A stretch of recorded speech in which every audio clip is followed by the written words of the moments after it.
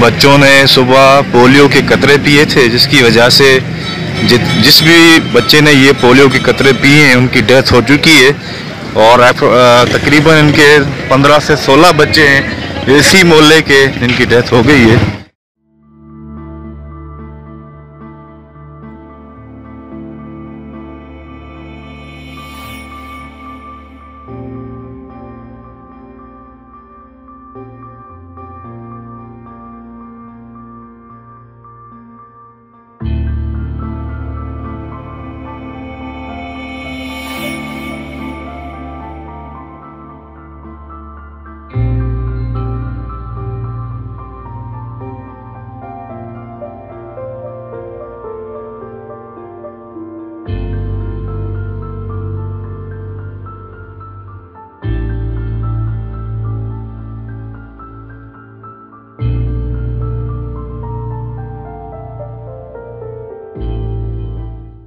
गुजारिश है कि ये पोलियो के कतरे आप ना पिलाएं बच्चों को।